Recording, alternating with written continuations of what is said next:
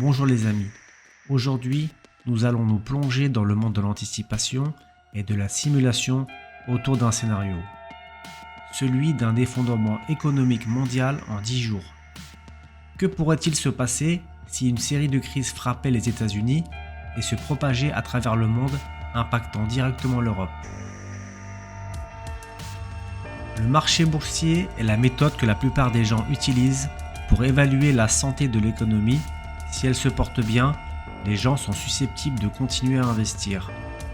Mais lorsqu'il y a un manque soudain de confiance des investisseurs dans le marché, cela peut se détériorer rapidement.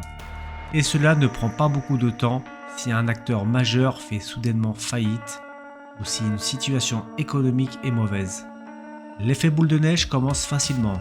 Il est difficile de l'arrêter et c'est là que la panique commence. Une crise financière majeure frappe les États-Unis. Les banques font faillite, les marchés s'effondrent. En quelques heures, des milliards de dollars sont perdus dans l'économie américaine. Les grandes entreprises voient la valeur de leurs actions chuter précipitamment. Certaines perdent une grande partie de leur valeur nette. De nombreuses entreprises voient la totalité de leur valeur nette disparaître. Et à la fin de la journée de bourse, d'innombrables personnes sont au chômage et confrontées à un avenir incertain. Les nouvelles en provenance des États-Unis sont alarmantes. Les marchés financiers sont en chute libre. Les investisseurs vendent en masse et les économistes parlent de la possibilité d'une récession majeure. Le gouvernement américain est paniqué. C'est le pire jour pour les actions depuis 1929, éclipsant même le chaos provoqué par la grande récession de 2008. Le gouvernement américain doit réagir et vite, afin de fournir de l'aide pour empêcher l'effondrement économique de s'aggraver. C'est ce qui s'est produit en 2008 et en 2020. Après l'effondrement du marché boursier en 2008, un projet de loi de sauvetage coûteux a été proposé, donnant à de nombreuses entreprises sur le point de fermer leurs portes une injection de liquidité. En 2020, alors que le marché boursier s'est effondré en raison de la crise sanitaire, le gouvernement a fourni à la fois une aide aux entreprises qui ont été fermées et des paiements directs aux Américains qui étaient au chômage. Le marché boursier a perdu plus de 10% de sa valeur en seulement 2 jours. Et tous ceux qui comptent sur le gouvernement américain pour obtenir de l'argent commencent à s'inquiéter. Cela inclut les Américains et ceux de l'étranger. Le gouvernement américain a un déficit massif et une grande partie de ces dollars sont dus à l'étranger. La dette nationale américaine s'élève actuellement à 33 000 milliards de dollars. Et à mesure que l'économie américaine poursuit sa chute libre, cela aura un impact mondial. Une panique généralisée s'installe et les citoyens se ruent pour retirer leur argent, provoquant le chaos. La panique a atteint un niveau apocalyptique et les gens commencent à se demander si la bourse ouvrira demain. Des événements historiques majeurs ont conduit à un arrêt temporaire des opérations de bourse pendant 6 jours. Les arrêts temporaires ont empêché des ventes massives pendant la crise sanitaire, mais ils n'ont pas pu arrêter les dégâts. Les arrêts des marchés boursiers peuvent également être déclenchés à 3 seuils négatifs, -7, -13 et -20%. Et lorsque le marché franchit le 3e seuil, les pouvoirs peuvent carrément demander la fermeture de la bourse jusqu'à nouvel ordre. L'onde de choc se propage à travers le monde, les marchés internationaux sont impactés, les monnaies s'effondrent et les chaînes d'approvisionnement sont rompues. Les épiceries à travers le pays voient une augmentation du nombre d'acheteurs vider les étagères de la même manière qu'au début de la pandémie. Une vidéo qui circule sur les réseaux sociaux montre 2 dames âgées se bagarrer pour le dernier paquet de pâtes, puis celle d'un homme frappant le gérant de supermarché parce qu'il lui dit qu'ils n'ont plus de viande. Afin de stopper l'hémorragie, la bourse est temporairement fermée. La France, malgré ses efforts pour se protéger, ressent également l'impact avec une récession soudaine. Cette crise ne connaît pas de frontières. Les répercussions sont déjà ressenties en France, où les marchés réagissent violemment. Les experts tentent de rassurer, mais l'anxiété monte rapidement parmi la population.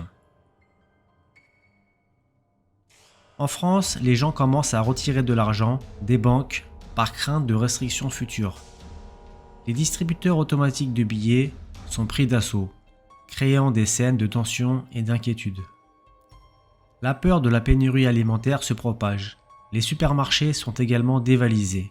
Les étagères sont vides et les gens commencent à stocker des provisions. La confiance dans l'économie s'effondre rapidement. Aux États-Unis, la valeur du dollar américain diminue rapidement et de nombreux créanciers craignent de ne jamais récupérer leur argent. Ce ne sont pas seulement les grands acteurs économiques qui ressentent les dégâts créés par l'effondrement, car les entreprises ont fermé leurs portes en raison du krach boursier et des faillites qui en ont résulté.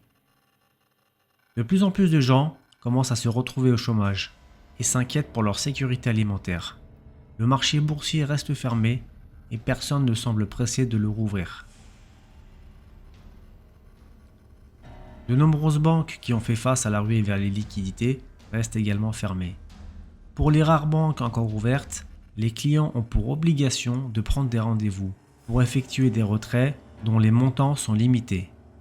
Les supermarchés sont obligés de rationner les achats car les étagères commencent sérieusement à se vider. La France plonge dans une crise économique profonde, le chômage augmente, les entreprises font faillite et la vie quotidienne est bouleversée. Les autorités tentent de mettre en place des mesures d'urgence, mais la situation reste tendue. Les boutiques de vente de métaux précieux sont fermées par mesure de sécurité, mais les ventes en ligne sont disponibles, avec des primes allant jusqu'à 500%. Le cours de l'or est passé à 4 000 $, mais pour espérer obtenir une once d'or physique, il faut débourser 12 000 €, car la prime est passée à 200%. Avec l'effondrement économique, les tensions sociales montent. Des manifestations éclatent dans tout le pays, exprimant la frustration et la colère de la population. Les autorités tentent de maintenir l'ordre, mais la situation devient de plus en plus instable. La plupart des gens ne gardent pas beaucoup d'argent liquide chez eux. Ils conservent tout leur argent sur leur compte en banque. Ils utilisent en grande majorité leur carte bancaire pour faire une grande partie de leurs achats. Mais la peur pousse les gens à rechercher quelque chose d'un peu plus fiable. Ils se dirigent alors vers les banques et font des retraits plus importants que d'habitude. Ils sont loin d'être les seuls à voir des vidéos sur les réseaux sociaux de personnes qui tentent de retirer toutes leurs économies. Mais les banques sont à court d'argent liquide, ce qui les oblige à refuser des clients. De nombreuses banques commencent à fixer des limites de retrait pour éviter d'avoir à fermer leurs portes et pour s'assurer que chacun conserve un accès à son compte bancaire. Certaines personnes aisées et bien renseignées cherchent à convertir des dizaines de milliers d'euros à leur disposition en pièces d'or et d'argent. Les professionnels n'ayant plus de stock, les ventes entre particuliers explosent. Le cours de l'argent a atteint 100 $, mais pour obtenir une pièce d'une once, il faut désormais débourser près de 400 €. À titre d'exemple, les pièces de 5 francs semeuses sont vendues 120 € l'unité. Les principaux supermarchés et grandes surfaces ont été pillés et il n'est pas rare de voir des achats clandestins se faire contre des pièces d'argent. Les prix de l'alimentaire ont explosé, mais les détenteurs de métaux précieux sont beaucoup moins impactés par rapport à ceux qui ont conservé leurs économies en euros sous leur matelas. Une énorme manifestation est organisée sur Paris. Près de 5 millions de personnes se dirigent vers l'Élysée. Les forces de l'ordre sont dépassées. Le président est rapidement évacué en hélicoptère et il est contraint de fuir pour se mettre à l'abri dans son bunker. La plupart des gens ont perdu confiance dans la capacité de la France à se sortir rapidement de cette crise économique, et cela ressemble de plus en plus à un effondrement total qu'à une récession ou à une dépression. L'euro a plongé à un plus bas historique et des centaines d'entreprises ferment leurs portes chaque jour. Le président s'adresse à nouveau à la nation en annonçant des décrets d'urgence, maintenant les marchés boursiers fermés et instituant des limites strictes sur des retraits d'espèces pour éviter une nouvelle panique bancaire. Mais il n'annonce aucune mesure radicale de grande envergure, souhaitée par certains. La Banque Centrale Européenne active le mode turbo sur la planche à billets, qui permet temporairement de contenir la situation. Mais cette action fait perdre encore de la valeur à l'euro. Aux États-Unis, le gouvernement est contraint de mettre en place la loi martiale. Les images des émeutes sont devenues virales dans le monde entier.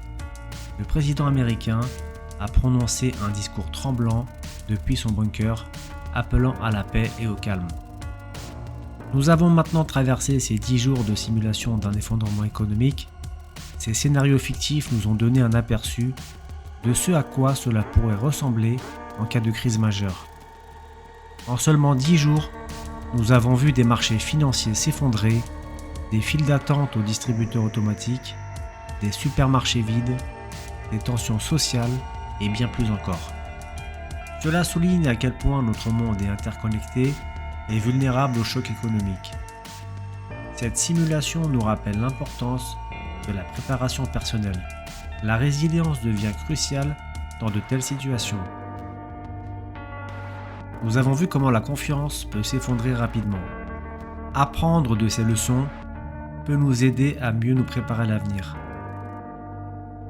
Merci d'avoir regardé cette vidéo. N'hésitez pas à m'écrire dans les commentaires. Merci et à bientôt.